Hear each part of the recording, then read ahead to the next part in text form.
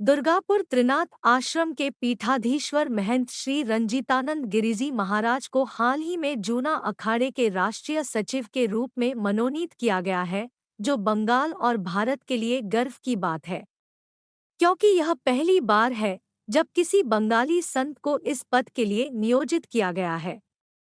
जूना अखाड़े जैसे बड़े अखाड़े का राष्ट्रीय सचिव होना एक बहुत ही सौभाग्य की बात है। इस अवसर पर उनके शिष्य भक्तों ने आज संवर्धन सभा एवं जौलूस शोभा यात्रा का आयोजन किया। इस जौलूस शोभा यात्रा में दूर दूर से कई साधु संत और श्रद्धालु भी शामिल हुए। इस शुभ अवसर पर असम के महंत श्री रंजीतानंद गिरजी महाराज के करीबी भक्त श्री राजा मल्लिक उर्फ ऋषि आनंद जी ने कार्यक्रम को और भी सफल बनाया। कार्यक्रम की शुरुआत सुबह महाराज जी को मुबारक और संबर्धना देने के साथ हुई। इसके बाद दुर्गापुर त्रिनाथ आश्रम से ममरा बाजार तक जुलूस निकाला गया। दोपहर में महाराज ने कुछ गणमान्य व्यक्तियों का अभिनंदन किया और भंडारे के साथ समारोह का समापन हुआ। इनमें से कुछ तस्वीरें हम अबीर मजूमदार की रिपोर्ट न्यूज़ मुख्य वार्ता में प्रस्तुत कर रहे हैं।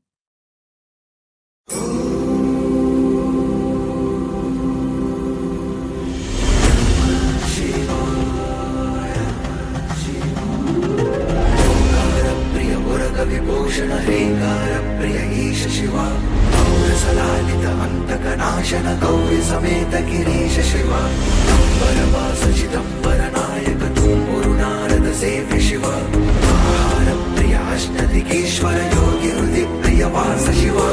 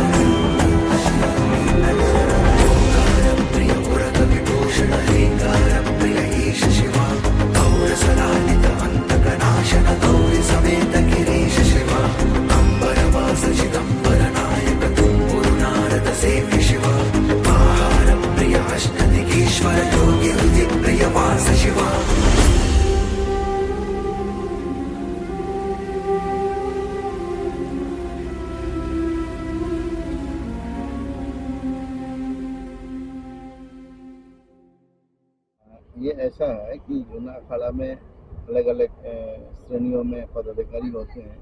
कोई कोटकार महंत होते हैं, कोई जमातिया महंत होते हैं, कोई हॉस्पिटल महंत होते हैं, कोई श्री महंत होते हैं, कोई थानापति श्री महंत होते हैं, कोई थानापति महंत होते हैं, और कोई श्रीमान सेक्रेटरी होते हैं, कोई श्रीमान सभापति होते हैं। और इस समय जूना अखाड़ा में संरक्षक की पदवी है। तो इसमें हम जैसे सेक्रेटरी बने यानी राष्ट्रीय सचिव बने, हमारा काम है कुंभ मेला में या भारत के विभिन्न प्रांतों में जो जूना अखाड़ा के जो ब्रांच है या स्थान है, वहाँ कोई सरकार के सहयोग से कोई कार्य अगर नए रूप से निर्माण होना है, उन सब विषयों को देखना होता है। या किसी स्थान में जो थानापति लोग हैं उनके कार्य में कोई समाज की तरफ से या किसी और कारण से बाधा होता हो प्रशासन की ओर से, उन विषयों को देखना होता है। इसके अलावा जो मतलब सरकार तथा अखाड़ा की समन्वय सचिव बंधन है, वो भी सचिव का ही काम होता है देखने का, आपस में मिलाने का। और इसके बाद जो हमारे जो सरकार है, हमारे भी जूना अखाड़ा के सरकार होते हैं, न्यायपालिका होता है, जैसे कि आपकी श्री महंत रामता पंच होता है 3 साल का, और शंभू पंच होता है 6 साल का, और बुड्ढा पंच होता है आजीवन का। जो रिटायर हो जाते हैं वो बुड्ढा पंच होता है, और जो सेंट्रल गवर्नमेंट है वो शंभू पंच है, वो 6 साल का होता है। जो रामता पंच है वो 3 साल का होता है, कुंभ से कुंभ का है।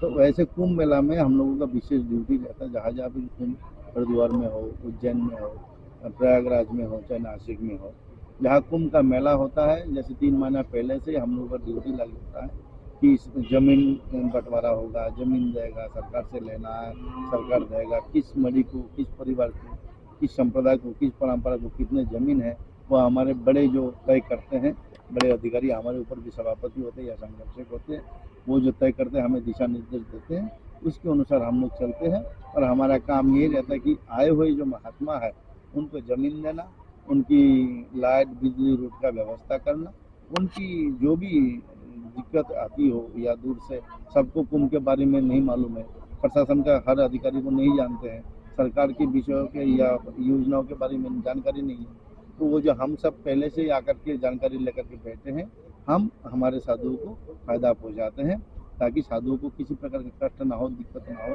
तंग ना हो। फिर भी साधुओं का तो कष्ट होता ही है, क्योंकि समय पे हम लोग को जमीन मिलती नहीं है।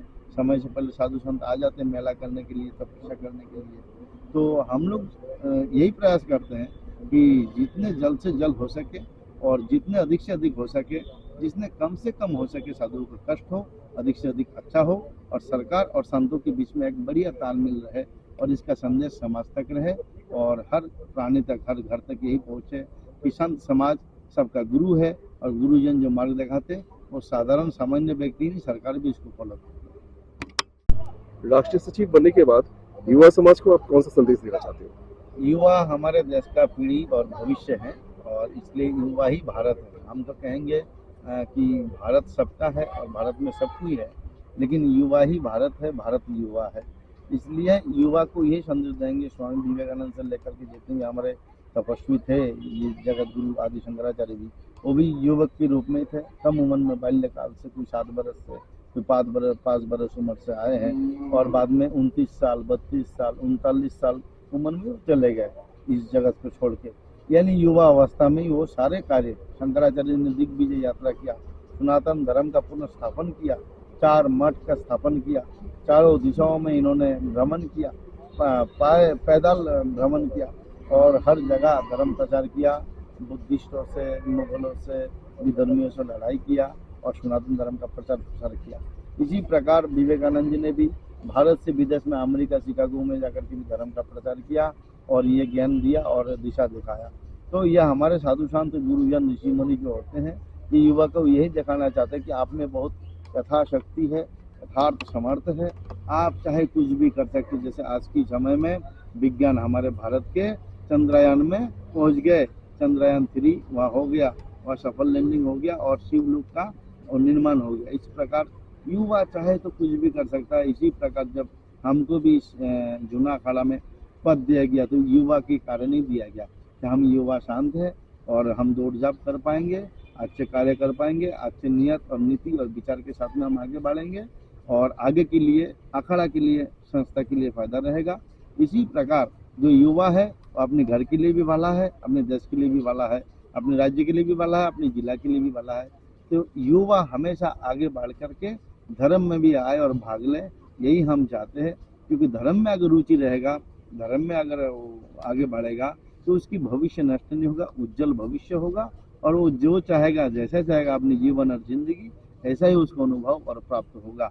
इसलिए उसको धर्म की आश्रय लेकर के, धर्म की मानसिकता लेकर के, धर्म भाव से जन सेवा करने के बाद उसको समाज में, घर में और देश में पूरा नाम रोशन होगा और मन इच्छा फल प्राप्त होगा।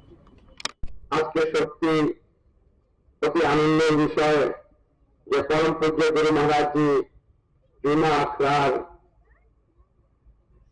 সচিব পদে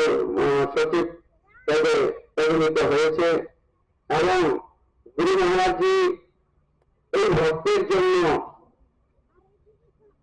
অনেক কষ্ট করে, যেদিন গুরু মহারাজজি আসে সেদিন প্রায় 3-4 ঘন্টা হয়তো মহারাজজি এয়ারপোর্টে থাকতে লাগা হয়েছে এবং সারা রাত্রে গুরু মহারাজজি ওখানে ছিল।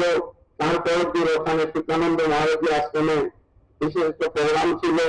তারপরেও গুরু মহারাজজি আমাদের জন্য এবং এখানকার সাধু সন্ন্যাসী এবং ভক্তদের জন্য দর্শনের জন্য গুরুজি এসেছে।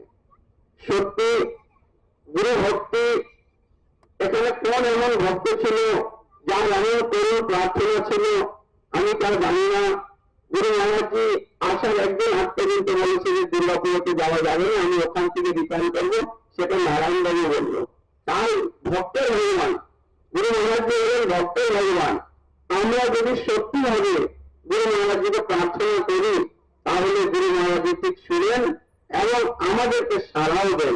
সেটার প্রমাণ এই যে আজকে প্রোগ্রামটা, এই প্রোগ্রামটা সেটাই যে তরুণ ভাবে কোনো ভক্ত প্রার্থনা করেছে, সেখানে গুরু মহারাজ এসে উপস্থিত হয়েছে। আর আমরা এখানে দেখো